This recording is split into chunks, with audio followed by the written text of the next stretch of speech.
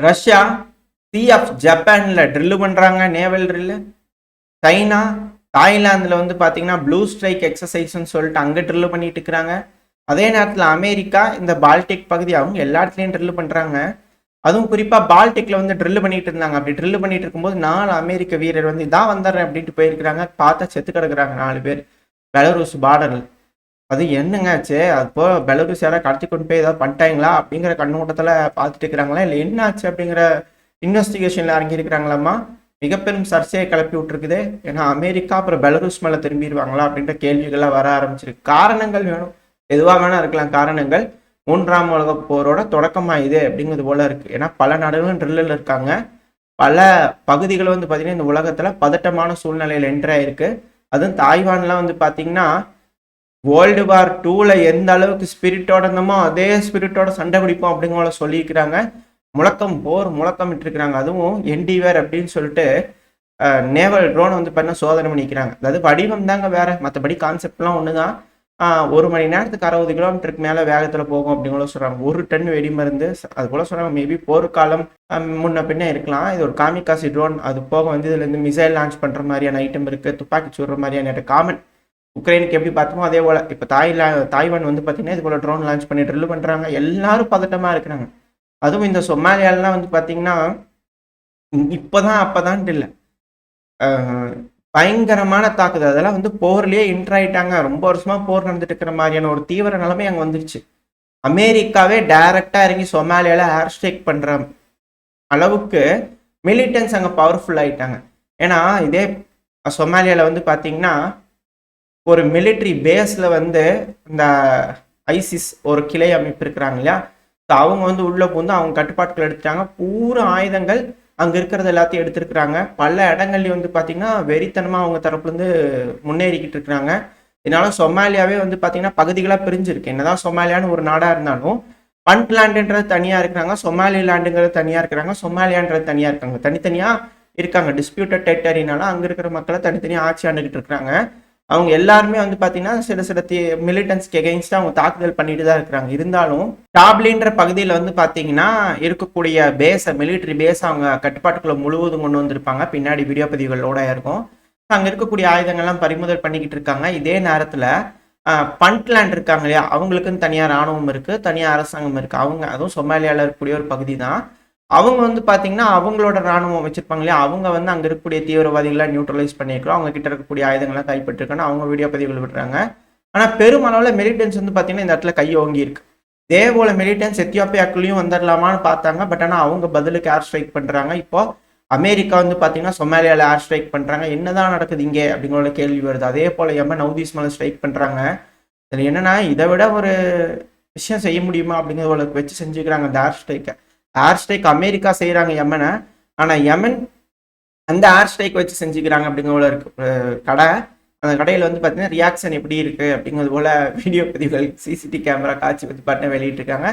But ஆனால் தாக்குதல் பெருமளவில் இருக்கு. இதனால உயிர் சேதங்கள் பெருமளவில் இருக்கு. பதட்டங்கள் சொல்ல வரோம், உலகம் ஃபுல்லாவே வந்து பார்த்தீங்கன்னா பெரும் பதட்டம்ல இருக்கு. இந்த சமயத்தில் அப்படியே நம்ம உக்ரைனுக்கு வந்துட்டோம்னா, உக்ரைன்ல இந்த டிசிசி எம்ப்ளாயிஸ் வந்து பார்த்தீங்கன்னா வளைச்சு வளைச்சு ஆள் பிடிக்கிற வேலையில வந்து இறங்கியிருக்கிறாங்க. சில இடங்களில் ப்ரொட்டஸ்ட் நடக்குது, சில இடங்களில் மக்கள் ஒன்று கூடி டிசிசி எம்ப்ளாயிஸை வேட்டையாடிட்டு இருக்கிறாங்க, வெறித்தனமா அடிச்சுக்கிட்டு இருக்கிறாங்க.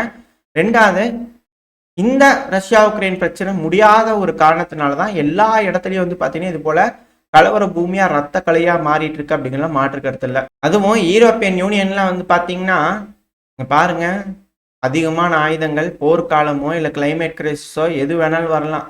அதனால வேணுங்கிற அளவுக்கு சாப்பாடு ஐட்டம், உங்களுக்கு வேணுங்கிற எமர்ஜென்சி கிட் எல்லாத்தையும் ரெடி பண்ணி ஸ்டோர் பண்ணி வச்சுக்கோங்க அப்படிங்கிற வந்து பார்த்தீங்கன்னா யூரோப்பியன் யூனியனில் இருக்கக்கூடிய மக்களுக்கு பிரசல்ஸ்லேருந்து வந்து பார்த்தீங்கன்னா வார்னிங்ஸ் வந்துகிட்டு இருக்கு.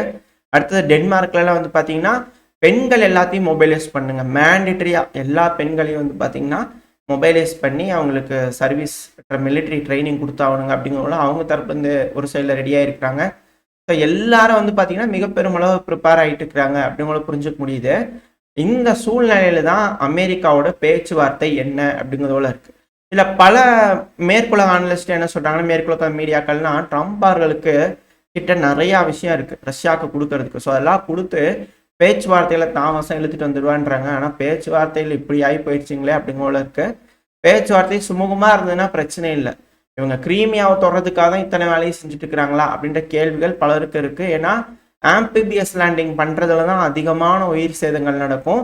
ஸோ ரஷ்யாவோட போர்க்கப்பல்கள் இருந்ததுன்னா பெரும் சேதத்தை சந்திக்க வச்சிருவாங்க ரஷ்யா. ஒரு வேளை கிரீமியால ஆம்பிபிஎஸ் லேண்டிங் பண்றாங்கன்னா அது நடக்கிறத தடுக்கிறதுக்காக தான் இது போல ரஷ்யாவோட போர்க்கப்பல்களை பின்னாடி தள்ளி கொண்டு போயிருக்கிறாங்க அப்படிங்களோ சொல்றாங்க. எது எப்படியோ இது போல பல விஷயங்கள் பேசிக்கிட்டு இருக்காங்க. எல்லாமே நம்மளோட புரிதலுக்காக தான், அண்டர்ஸ்டாண்டிங்காக தான் இது போல பதட்டங்கள் இருக்கு. உலக நாடுகள்லாம் உட்காந்து பேசி ஒரு முடிவெடுப்பாங்க அப்படிங்கிற நம்பிக்கையில அடுத்த செய்திகள் பார்க்க ஆரம்பிக்கல. ஏதாவது நல்ல விஷயங்கள் நடந்தால் நல்லதுதான். ஆனா கிம் ஜாங் அவர்கள் கவலையே படாதீங்க தலைவரை, நேராக கிரீமியாலேயே வண்டியை இருக்கிறேன் அப்படிங்கிற நேராக வண்டியை கட்டி கிரீமியாலேயே கொண்டு வந்து இறக்கியிருக்கிறாரு. ஏன்னா புதுசாக ரயில்வே லைன்லாம் போட்டு எல்லாம் ரெடி பண்ணிக்கிறாங்க இல்லையா, வண்டியாக வந்து பார்த்தீங்கன்னா இப்போ கிரீமியாவில் வந்து இறங்குது. ஸோ கிரீமியா வந்து பதப்படுத்திக்கிட்டு இருக்கிறாங்க, ரெடி பண்ணிக்கிட்டு இருக்கிறாங்க அப்படிங்கிற புரிஞ்சுக்க முடியுது. சமீபத்தில் கூட உக்ரைனோட ட்ரோன் தாக்குதல்கள்லாம் இந்த ஏரியாவில் பெருமளவில் கான்சென்ட்ரேஷன் இருந்தது. ஆனால் சிலர் என்ன சொல்றாங்கன்னா, இல்லை அவங்க திரும்பவும் ரஷ்யாவோட டெரிட்டரி, அதாவது இந்த மாஸ்கோ பகுதி, இந்த பிரியான்ஸ்க்கு, பெல்கிராடு, ரெண்டாவது வந்து பார்த்தீங்கன்னா கர்ஸ்க், இந்த பகுதியில் தாக்குதல் பண்ணுறதுக்கு அதிகமான வாய்ப்பு இருக்கு. ஏன்னா அது மாஸ்கோக்கு வெறும் 560 கிலோமீட்டர் 600 கிலோமீட்டர் தான் வரும். ஏன்னா வேலரி ஜெலுஷ்னி அவர்கள் இருக்கார் இல்லையா, முன்னாள் கமாண்டர் இன் சீஃப் உக்ரைனுக்கு, அவர் வந்து பார்த்தீங்கன்னா சமீபத்தில் பேட்டி கொடுத்திருந்தார். இப்போ வந்து யூகேக்கு அம்பாசிடராக இருக்கிறாரு. பெருமளவில் அவர் இப்போ பேசுவரெல்லாம் மாறிட்டு இருக்காரு, ஹைலைட் ஆகிட்டு இருக்காங்க. அவர் தரப்புலேருந்து என்ன சொல்றாருன்னா, அதாவது பெண்கள்லேருந்து எல்லாத்தையுமே எடுத்து போட்டு ட்ரைனிங் பண்ணி நம்ம அனுப்பிடலாங்க, நேராக மாஸ்கோவில் கொண்டு போய் கொடியை கழட்டிட்டு நம்ம கொடியை வைக்க வச்சிடலாம், அது ஒன்றும் மேட்ரு கிடையாது, அதனால என்ன கிடைக்க போகுது அப்படிங்கிற போல அவர் ரொம்ப இதாக பேசுறாரு. அதெல்லாம் ரொம்ப ஒரு மேட்ரே கிடையாதுங்க அப்படிங்கிறது போல. அது மட்டும் இல்லாமல் ரொமேனியா இருக்கிறாங்க இல்லையா, அவர்கிட்ட வந்து கேட்டுக்கிறாங்களாம்மா, ஏங்க சொல்லாதீங்க எங்ககிட்ட சாகி ட்ரோன்கள்லாம் வருது எங்கள் நாட்டுக்குள்ளே அப்படிங்கிறது வெளியே சொல்லாதீங்க அப்படின்னு ரொமேனியா வந்து பர்சனலாக அவர்கிட்ட வந்து கெஞ்சி கேட்டுக்கிட்டாங்களாம்மா. எங்க எலக்ட்ரானிக் வார்ஃபேர்லாம் இருக்குல்லங்க, ஆன் பண்ணி தான் விடலாம்லங்க, அதை ஆன் பண்ணிங்கன்னா அங்கேயே உழுகும்ல, அங்கிட்டு இங்கிட்டும் போய் உழுகும்ல, எதுக்குங்க எங்கள் நாட்டுக்குள்ளே வருதுங்க அப்படிங்கிறவங்கள அவங்க தரப்பு வந்து ரெக்வஸ்ட் பண்ணிக்கிறாங்களாம்மா. அதுக்கு வேலரி ஜெலுஷ்னி அவர்கள் என்ன சொல்லிக்கிறாருன்னா, உங்கள்கிட்ட தான் 40 F-16 இருக்குல்ல, எடுத்து டேக் ஆஃப் பண்ண வேண்டியதுன்னு, சுட்டு தள்ள வேண்டியதான் நாட்டுக்குள்ளே வந்ததுன்னா, இதில் என்ன இன்னும் இருக்குது அப்படிங்கிற வேலரி ஜெலுஷ்னி அவர்கள் அப்படி கேட்டுக்கிறாராம்மா. ரொமேனியா அப்படின்னா என்ன அர்த்தம், ரொமேனியா அந்த அளவுக்கு கிடுகிடுன்னு நடிக்கிட்டு இருந்துக்கிறாங்களா அப்படிங்கிறது போல அவர் பேசக்கூடிய ஸ்டேட்மெண்ட்ஸ் வச்சு நம்மளால புரிஞ்சுக்க முடியுது. ஏன் இப்படி ஒரு நாடுகளை வந்து சாடுறாங்க அப்படிங்கிறதான் தெரியல. அது சமீபத்தில் இந்த யூரோப்பே வந்து பார்த்தீங்கன்னா மிக பெரும் ரணகலமாயிரும் போல இருக்குது. அந்த உள்நாடுகளுக்குள்ளேயே யூரோப்பியன் யூனியனுக்குள்ளேயே ஒற்றுமை இல்லை அப்படிங்கிறது போல தெரியுது. இதில் வந்து புதுசாக ஒரு அப்ளிகேஷன் வேற வந்து சேர்ந்துருக்குது.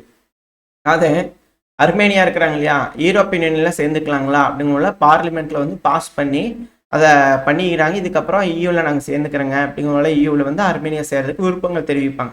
அது இயூவோட நின்றுச்சுன்னா பிரச்சனை இல்லை, அது நிற்காது அப்படிங்கிறது எல்லாத்துக்கும் தெரியும், உலகம் அறிந்த உண்மை. ஏன்னா இப்படித்தான் ஜார்ஜியா ஆரம்பிச்சாங்க, இயூவில் சேர்றேன், அதுக்கப்புறம் நேட்டோலையும் சேர்ந்துக்கலாம் நல்லா இருக்கும் அப்படிங்கிற ஒரு ஆசையை போட்டாங்க. அந்த டைம்ல ரஷ்யால யார் இருந்தா அதிபரா, டிமித்ரி மெத்வதேவ் அவர்கள் இருக்கார். தம்பி வண்டி எடுப்பா போய் என்னன்னு கேட்டு வருவோம் ஜார்ஜியாவை அப்படின்றது போல எடுத்துட்டு உள்ள வந்தாங்க. அடுத்தது வந்து பாத்தீங்கன்னா உக்ரைன், இதே போல சேச்சன, அந்த டைம்ல புட்டின் அவர்கள் வண்டி எடுத்துட்டு போய் அங்க கேட்டு வந்தாரு. அடுத்தது இங்க உக்ரைன், இப்போ புட்டின் அவர்கள் இங்க வண்டி எடுத்து வந்து உக்ரைனை கேப்போ வண்டி எடுங்கப்பா அப்படிங்கிற வந்து கேட்டுட்டு இருக்கிறாங்க. இப்ப யாரு, அர்மேனியா அடுத்த லைன் அப்ல நிக்கிறாங்க. தம்பி வண்டி எடுப்பா அர்மேனியாக்கும் போய் கேட்டு வருவோம் என்னன்னு போல அந்த சைடு வண்டி எடுத்து போயிடுவாங்களா அப்படிங்கிறது தெரியல. ஸோ இந்த ஏரியாவே வந்து பாத்தீங்கன்னா என்னதான் இருந்தாலும், அதாவது அது என்ன, அது எப்படிதான் இருக்குது அப்படிங்கிறத அது எக்ஸ்பீரியன்ஸ் பண்ணி பார்க்கணும்னு ஆசைப்படுறாங்க போல தெரியுது. நிக்கோல் பைசன் அவர்கள் இது போல ஒரு முடிவு எடுத்துக்கிறாரு. நாட்டோட சேருவாரா என்ன ஏதுங்கிறத கூடிய சீக்கிரத்தில் பார்த்துடலாம். ஆனால் இந்த உலகமே எல்லா பிராந்தியமும் பதட்டமா இருக்கு அப்படிங்கிற மாற்றுக்கருத்து இல்லை. அடுத்து அப்படியே நம்ம சிரியாவுக்கு வந்துட்டோம்னா, இந்த சிரியா வந்து எதுக்காக ட்ரெயின் பண்ணிட்டு இருக்கிறாங்க அப்படிங்கிறது தெரியல. இது எப்படி அடுத்தது வெப்பன்ஸ் பேஸா மாறப்போகுதா அப்படிங்கிற ஒரு ஆயுத உற்பத்தி மையமா மாறிடுமா அப்படிங்கிற போல இருக்கு. இங்கிருந்து தீவிரவாதிகள் வந்து பல்வேறு வகையா பிரிகிறாங்க, எல்லா நாடுகளும் தாக்குறதுக்கான அமைப்புகளா இங்க இருக்காங்க. அதாவது வந்து வேர்ல்டு டெரரிஸ்ட் சென்டர் அப்படிங்கிறதோட வச்சுக்கலாம்.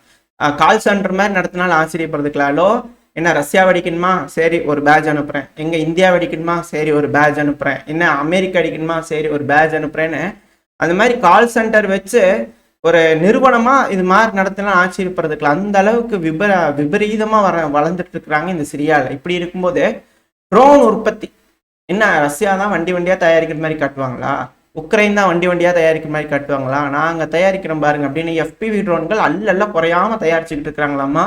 எதுக்குங்க அப்படிங்கிறது போல இருக்கு. சிரியாலையும் ரெடி ஆகிட்டு இருக்காங்க அப்படிங்கிற மாற்று கருத்துல. இதே சமயத்தில் இஸ்ரேல் வந்து பார்த்தீங்கன்னா இந்த சிரியாவோட தெற்கு பகுதியில் இந்த தாரா பகுதி அந்த பகுதியில் இருக்கு இல்லையா, ஸோ அந்த பகுதியில் வந்து பார்த்தீங்கன்னா கைகலப்பை இருக்குது. அந்த இடத்துல ஊடுருவ ட்ரை பண்ணிக்கிறாங்க. அந்த இடத்துல வந்து சிவிலியன்ஸ் வந்து சண்டை பிடிச்சிக்கிறாங்க. சில சிவிலியன்ஸுக்குலாம் காயமடைஞ்சிருக்காங்க. சில நபர்கள்லாம் போராடிட்டு இருக்கிறாங்க உயிருக்கு அப்படின்னு செய்திகள் வந்துகிட்டு இருக்கு. வீடியோ பதிவுகளாக பலது வந்துகிட்டு இருக்கு. இந்த ஏரியா எல்லாமே வந்து பார்த்தீங்கன்னா பதட்டங்கள் அதிகரிச்சுக்கிட்டே இருக்குது. ஆனால் எதுவுமே குறைஞ்ச மாதிரி இல்லை. இந்த சமயத்தில் வந்து பார்த்தீங்கன்னா ஈராக்கில் வச்சு ஈரானோட ஆயில் டேங்கரை பிடிச்சிட்டாங்க. 2 நாளைக்கு முன்னாடி நடந்தது. பார்த்தா ஈரானோட ஃபோர்ஜடு டாக்குமெண்ட் வந்து பார்த்தீங்கன்னா யூஸ் பண்ணிக்கிறாங்க. ஈராக்கோட ஃபோர்ஜடு டாக்குமெண்ட்டை ஈரான் யூஸ் பண்ணிக்கிறாங்க. இத்தனை நாள் ஆயில் அடிச்சுட்டு இருந்துக்கிறாங்க, ட்ரிப் அடிச்சுட்டு இருந்துக்கிறாங்க, நாங்கள் பிடிச்சிட்டோம் அப்படிங்களும் சொல்லிக்கிறாங்க. அது மட்டும் இல்லாமல் ஈரான் வந்து புது மிசைல்ஸ் சிட்டியை வந்து பார்த்தீங்கன்னா திரும்ப வந்து ஒரு வீடியோ பதிவுகள் விட்டுருக்காங்க. அதிகமான மிசைல்ஸ் எங்ககிட்ட இருக்குது, கொஞ்சம் பார்த்து ஜாக்கிரதையாக இருங்க, எங்கள் மேலே கை வச்சிங்கன்னா நாங்கள் எல்லாத்துக்கும் தயாராக இருக்கோம் அப்படிங்கிறதோட அவங்க தரப்பு இந்த மிரட்டல் வந்திருக்கு. இந்த ரீஜன் ஃபுல்லாகவே எந்த அளவுக்கு பதட்டமாக இருக்குது அப்படிங்கிற ஒரு யதார்த்தத்தை உங்ககிட்ட கொடுத்துருப்பேன்னு நினைக்கிறேன். ஸோ இந்த செய்திகள் வச்சு பார்க்கும்போது உங்களுக்கு என்ன தோணுது? இந்த உலகம் அமைதி நோக்கி போகுதுன்னு தோணுதா, இல்லை வேறு ஏதாவது பிரளயம் வெடிக்கிறதுக்கான ஒரு தொடக்கமாக மாதிரி தெரியுதா அப்படிங்கிறது போல் உங்களோட கருத்துக்கள் என்ன அப்படிங்கிறது கமெண்ட் செக்ஷனில் சொல்லுங்கள். ஓரளவுக்கான தகவல்கள் இந்த பதிவில் பார்த்துருப்போம்னு நினைக்கிறேன். இதோட இந்த பதிவை நான் முடிச்சுக்கலாம். இந்த பதிவு எப்படி இருந்துச்சு, உங்களுக்கு பிடிச்சிருக்கா? பிடிச்சி நான் லைக் பண்ணிட்டு உங்கள் ஃப்ரெண்ட்ஸ் நம்மளோட ஷேர் பண்ணிக்கோங்க. அது கூட மறக்காமல் இந்த பதிவு பற்றி உங்களோட கருத்துக்களை கமெண்ட் செக்ஷனில் சொல்லுங்கள். இந்த பதிவு நல்லா இருக்குன்ற நம்பிக்கையில் அடுத்த போய் உங்களை சந்திக்கிறேன். அது வரைக்கும் ஸ்டே சேஃப். பை.